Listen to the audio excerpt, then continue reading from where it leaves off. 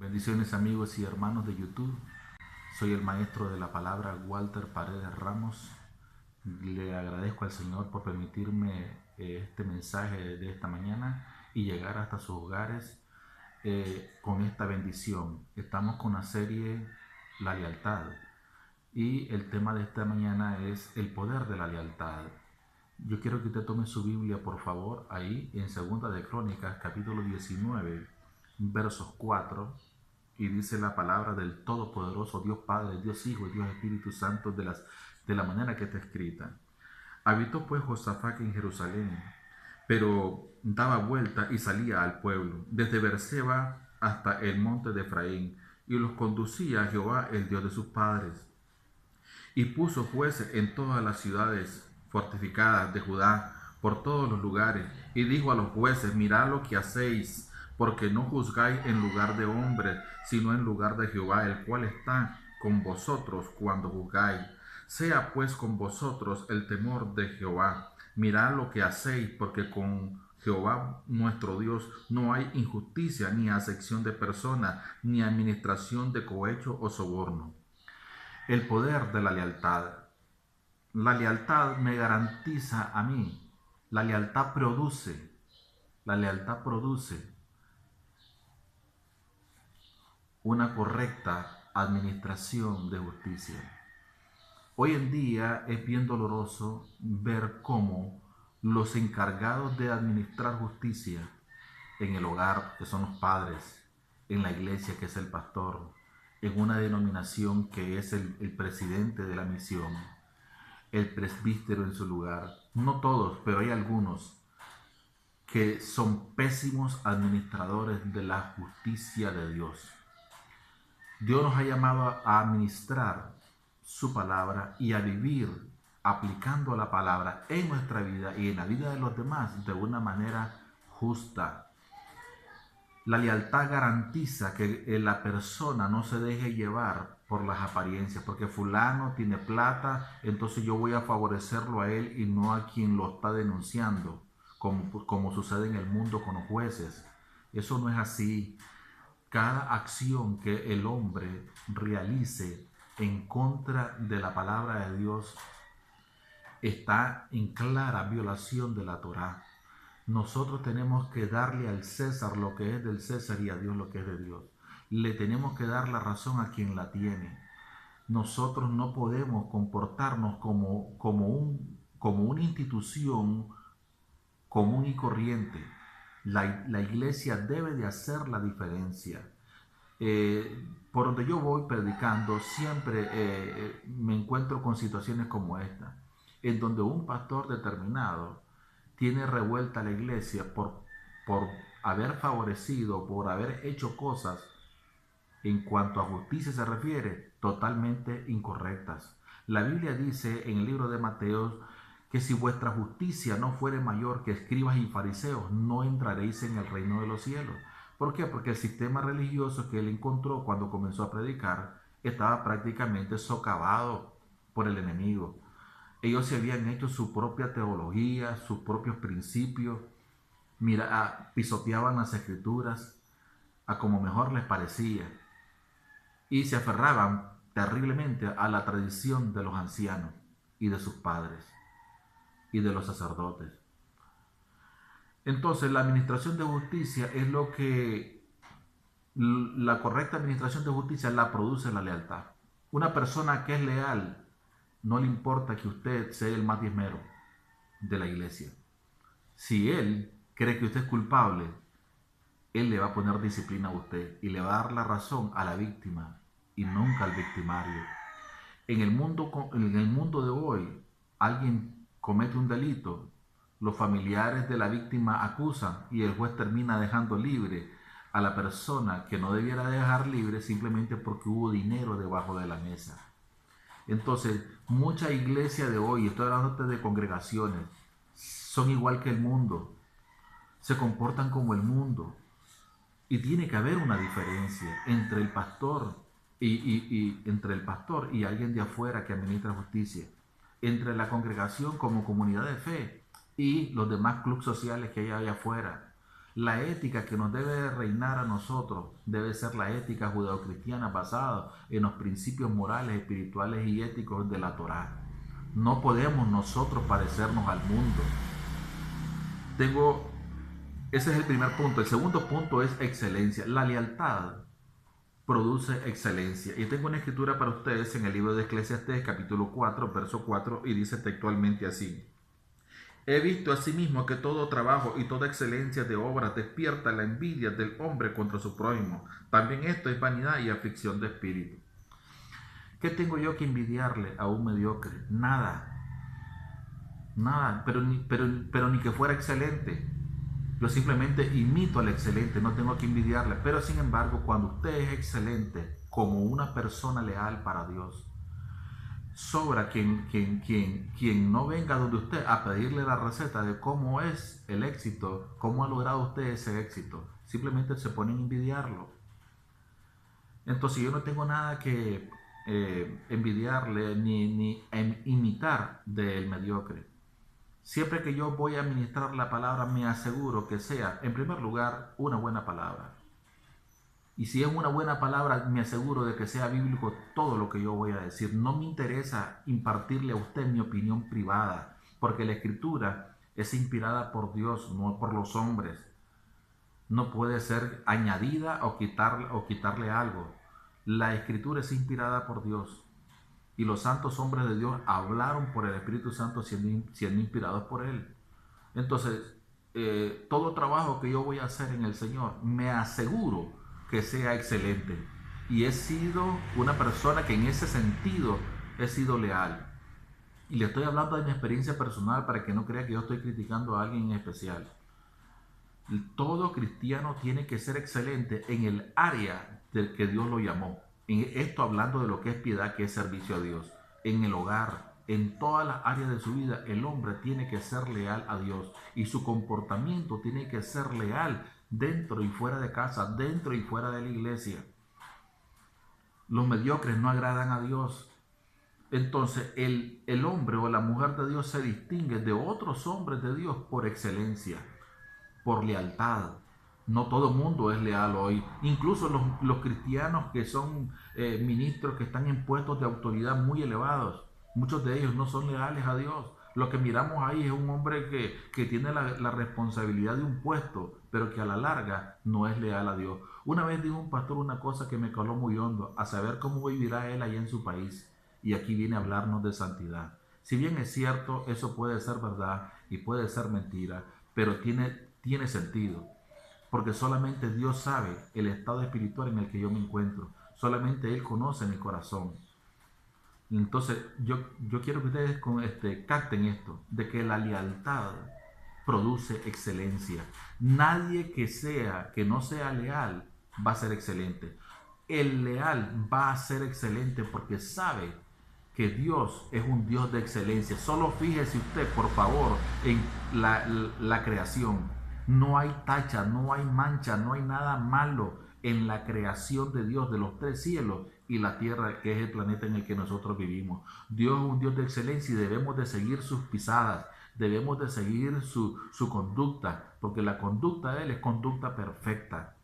El siguiente punto, que es el número 3, es la identidad. Todo creyente debe de ser no solamente leal, sino que cuidar su identidad, porque es la que el enemigo trata de destruir. La identidad. Veamos qué nos dice, por favor, el libro de Mateo, capítulo 4, verso 1. Y está hablando allí en el contexto de Jesús y dice textualmente: entonces Jesús fue llevado por el Espíritu al desierto para ser tentado por el diablo. Y después de haber ayunado 40 días y 40 noches tuvo hambre. Y vino a él el tentador y le dijo: si eres hijo de Dios, di que estas piedras se conviertan en pan. Y él respondió y dijo: escrito está, no solo de pan vivirá el hombre, sino de toda palabra que sale de la boca de Dios. El 5. Entonces el diablo le llevó a la santa ciudad y le puso sobre el pináculo del templo y le dijo: si eres hijo de Dios, échate abajo, porque escrito está, a sus ángeles mandará acerca de ti, y en sus manos te sostendrán para que no tropieces tu pie en piedra. Ahí está. Al enemigo le interesa afectar nuestra identidad. afectar nuestra reputación.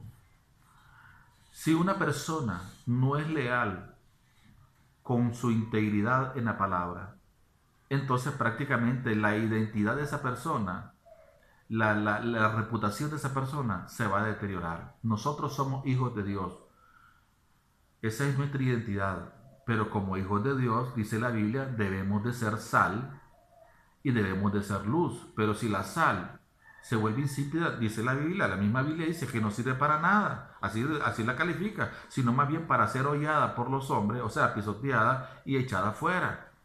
Somos luz, dice la Biblia, pero la luz no se oculta, la luz tiene que estar alumbrando el horizonte, no estar en oculto. Entonces tenemos un testimonio que cuidar, una identidad que cuidar. ¿Cómo es posible que muchos se identifican hoy como pastores, por ejemplo, como evangelistas, como maestros, apóstoles, profetas, y no hay un testimonio verdadero en su ciudad? El testimonio de ellos está por el suelo. Si así es un líder, ¿cómo serán los miembros de la iglesia? Porque también a nivel de creyentes, que son simples miembros, también ocurre lo mismo. Nuestra identidad tiene que cuidarse. Si nosotros somos hijos de Dios, entonces tenemos que comportarnos como tal. Debe haber una diferencia en este mundo en el que vivimos, porque estamos en este mundo, entre el que es cristiano y el que no lo es. Entonces tenemos que tener cuidado con nuestra identidad, porque el enemigo va a tratar de destruirla como lo hizo con Jesús. De las 3 tentaciones que le lanzó, 2 de ellas eran ataques directos a la identidad del hijo. Pero el hijo todo el tiempo se comportó como hijo y le dio a su padre el lugar que su padre merecía y merece. Entonces es necesario de que usted cuide su identidad. Cuide su identidad, por favor. El siguiente punto que tengo para ustedes es denuedo. Acompáñenme, por favor, en su Biblia al libro de los Hechos, capítulo 14, verso 3, y dice textualmente la palabra del Todopoderoso. Por tanto, se detuvieron ahí mucho tiempo, hablando con denuedo, confiados en el Señor, el cual daba testimonio a la palabra de su gracia, concediendo que se hiciesen por las manos de ellos señales y prodigios. Aquí el asunto del denuedo, la Biblia dice que los cobardes no heredarán el reino de Dios. Hay mucho problema en nuestras iglesias evangélicas con relación a cómo se vive en lo oculto, y me refiero a los brujos. No se les está enseñando a guerrear a los hermanos de la iglesia. No se les está enseñando a ser libres de maldiciones que ellos lanzan desde lo oculto. Cómo ser libres de enfermedades y de problemas. El pastor fue llamado por Dios para suplir para las necesidades de la humanidad. Si usted revisa muy bien el capítulo 4 del libro de Lucas, dice, el Espíritu del Señor está sobre mí y me ha ungido. Bueno, pero ¿con qué propósito? Bueno, para llevar buenas nuevas, sanar a los quebrantados de corazón, dar vista a los ciegos, libertar a los cautivos, y comienza a darte una serie de cosas que son obligaciones de todo pastor. Todo pastor tiene que operar en el ministerio de liberación y sanidad divina. Y nuestra gente, a veces los problemas que tienen por brujería no tienen nada que ver con enfermedad, tienen que ver con ruina, tienen que ver con pobreza, con miseria, con escasez. Y no le estamos enseñando a la gente, porque muchos pastores, no todos, pero muchos pastores están escondidos y no se quieren meter al asunto de la guerra espiritual porque le tienen miedo al diablo y a los demonios. Cuando la Biblia dice en Apocalipsis que los cobardes no heredarán el reino de Dios. Cuando uno sale a predicar, uno va a enfrentarse a todo, a un pueblo que acepte o no acepte la palabra, a demonios que se manifiesten, que es mi obligación como ministro de liberación echarlo fuera y que el cautivo quede libre. ¿Cómo es posible que en muchas iglesias están más interesados en otros asuntos, en otro tipo de teología, y no en aquello que le va a traer libertad a los cautivos, prosperidad, porque nadie puede prosperar siendo cautivo? Nadie en cautiverio puede prosperar.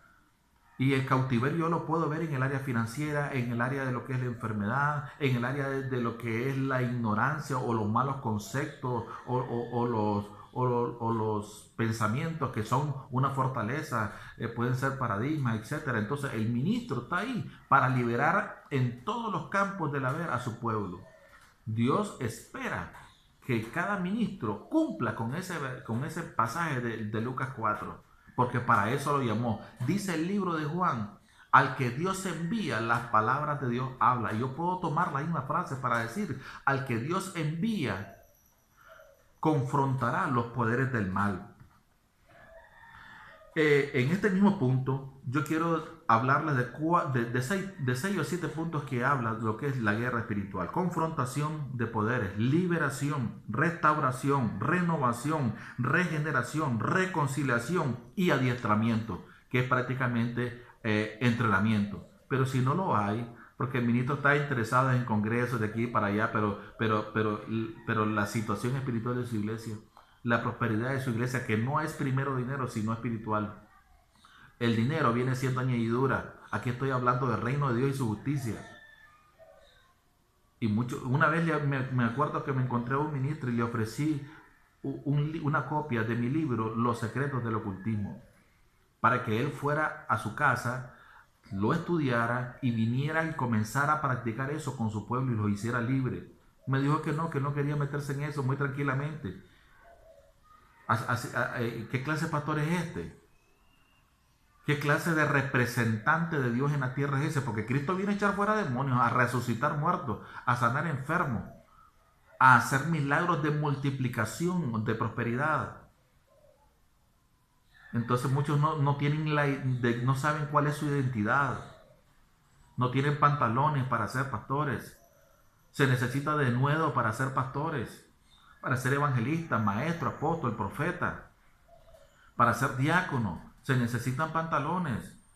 No todo el tiempo vamos a estar entre 4 paredes. Tenemos que salir a salvar las almas, y en lo que salvamos almas tenemos que hacer libre a la gente también. Y si no tenemos conocimiento de la palabra, estamos prácticamente incapacitados. El siguiente punto que tengo para ustedes, amados hermanos, es visión. La lealtad te mantiene, en la visión. Una visión que Dios te ha dado. Veamos qué nos dice, por favor, el libro de los Hechos, capítulo 26, versos 19. Y dice textualmente así: por lo cual, oh rey Agripa, no fui rebelde a la visión celestial. Pablo está hablando aquí del llamado de él cuando se encontró con Jesús. Y para que usted comprenda de qué está hablando él aquí, yo quiero que en el mismo capítulo 26 leamos los versículos siguientes. El 16, y dice textualmente: pero levántate y ponte sobre tus pies, porque para esto he aparecido a ti, para ponerte por ministro, oiga bien, y testigo de las cosas que has visto visión, y de aquellas en que me apareceré a ti, porque la visión es progresiva. Tiene un comienzo, pero ella se va extendiendo, se va expandiendo, en la medida de que uno le sirve a Dios con lealtad. Librándote, dice el verso 17, de tu pueblo y de los gentiles, a quienes ahora te envío, para que abran sus ojos, para que se conviertan de las tinieblas a la luz, y de la potestad de Satanás a Dios, para que reciban por la fe que es en mí el perdón de pecados y herencia con los santificados. Esto es prácticamente la visión que él recibe, y por tal razón él le dice a Agripa: yo no he sido rebelde a la visión celestial. Yo estoy preso, es verdad, pero me mantengo en la visión. Aún preso, me mantengo en la visión. Eso es lealtad. Hoy miramos muchas cosas que son prácticamente inverosímiles. El ministro es ministro cierto tiempo, tiene pasión por el reino, es leal un tiempo, y de repente se acabó el primer amor. Y ahora lo único que le interesa es dinero y más dinero y más dinero. Hasta ponen precio para ir a predicar a tal parte. Aún preso Pablo dijo: soy leal, soy fiel a la visión celestial. Oh rey Agripa, estoy preso, es verdad. Estoy limitado de predicar el evangelio hacia afuera, pero estaba aprovechando de predicarle el evangelio a un perdido que era un funcionario del gobierno romano. Eso es bueno que lo sepan muchos predicadores. El siguiente punto que tengo para ustedes es el número 6. Y está en 2 de Tesalonicenses capítulo 1, versos 3 y 4, y dice la palabra del Señor. Debemos siempre dar gracias a Dios por vosotros, hermanos, como es digno, por cuanto vuestra fe va creciendo y el amor de todos y cada uno de vosotros para con los demás. Tanto que nosotros mismos nos gloriamos de vosotros en las iglesias de Dios por vuestra paciencia, fe en todas vuestras persecuciones y tribulaciones que soportáis. Una de las cosas que también hace la lealtad es que nos da aguante para soportar las tribulaciones. Una persona que no es leal, simplemente ella renuncia, no continúa o baja el estándar de vida espiritual porque no es leal. La persona leal continúa con el mismo estándar de vida espiritual, aunque vengan pruebas, vengan situaciones, él se mantiene porque él es leal, él es fiel, él es resistente y se mantiene ahí, pase lo que pase. Él es leal a Dios en su casa, en iglesia y en todas partes. El siguiente punto que tengo para ustedes, que es el último, lo encontramos en 2 de Pedro capítulo 3, verso 14, y dice textualmente la palabra del Señor: por lo cual, oh amados, estando en espera de estas cosas, procurad con diligencia ser hallados en él sin mancha, irreprensible, en paz. Préstele mucha atención, aquí hay 3 palabras. Dice él que nosotros debemos de procurar con diligencia y prontitud, por supuesto, vivir rectamente delante de Dios, y para eso se necesita lealtad. No puedes vivir en una cosa bien y en otra cosa mal. La lealtad te hace ser integral, vivir en todos los campos de la vida de tu vida de manera leal. Y dice él aquí, sin mancha, sin pecado, irreprensible, o sea, que no haya de qué se me acuse. No es que el cristiano no puede fallarle al Señor, no puede pecar, sino que lo que está hablando aquí es de vivir en santidad, irreprensible. ¿Y por qué menciona al final la palabra paz? Porque esto tiene que ver con la conciencia. La persona que sirve al Señor debe estar en paz con su conciencia, y no se puede estar en paz con la conciencia cuando no estamos haciendo lo correcto para Dios y no estamos en paz con los hombres también. Entonces la conciencia juega un papel preponderante. Pablo dice en una de sus cartas: de nada tengo mala conciencia. Y no por eso alguno de ustedes me puede juzgar, no, porque a mí quien me juzgue es el Señor. Pero cuando él estaba amonestando a alguien, lo hacía con calidad moral, porque él no estaba haciendo lo malo que él está criticándole a los corintios.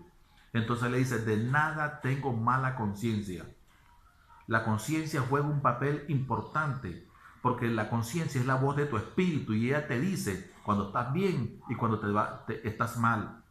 La conciencia juega un papel, y cuando estás bien hay paz en tu interior. Cuando la paz se pierde es porque la conciencia está clara y te está anunciando de que hay algo malo. Puede ser algo muy pequeño, un pensamiento, un gesto. Eso no puede quedar así, porque si queda así es pecado sin confesar. Hay que correr al trono de la gracia y pedirle perdón al Señor por esta situación. Yo no me explico cómo hay personas que, en el caso, por ejemplo, de la mentira, se convirtió ya en una condición. El día que te están contando algo, no sabes si creerle o no creerle, si es verdad o no es verdad, y tal vez está siendo sincero y tal vez la historia de él es verdadera, pero como ya es una condición en él la mentira, no hayas ni qué decirle. Muy bien, voy con este es el último punto, ya terminé. Espero que esta enseñanza haya sido de edificación. Dios me les bendiga, me les guarde. No olvide, por favor, suscribirse. Donde dice suscribirse en letra roja, dele clic ahí. Dele clic a la campanita también, porque así recibirá notificaciones de nuevos videos que nosotros estamos subiendo. Por favor, si le gustó este mensaje, dele like ahí donde dice like, y comparta por favor este video. Hay mucha gente necesitada por conocer la palabra del Señor. Si hay una cosa que usted debe de saber, es que la revelación del Espíritu de gracia no mora en un solo hombre o en un solo movimiento, en una sola denominación. No es así. Yo aprendo de otros hombres. otros hombres aprenden de mí, pero yo no lo sé todo. Yo a veces hay áreas en mi vida que no han sido ministradas y me topo con una persona que está diciendo algo de algo que yo no sabía, y entonces yo corro inmediatamente a comenzar a investigar sobre eso, pero no lo sé todo. Entonces hay personas que a la larga no están recibiendo en sus lugares donde ellos están una palabra. Usted comparte y a la larga, ¿qué sabemos? Solamente Dios lo sabe. ¿Cuál es la necesidad de esa persona? Y esa persona es bendecida tremendamente. Así que Dios me les bendiga, Dios me les guarde. Shalom.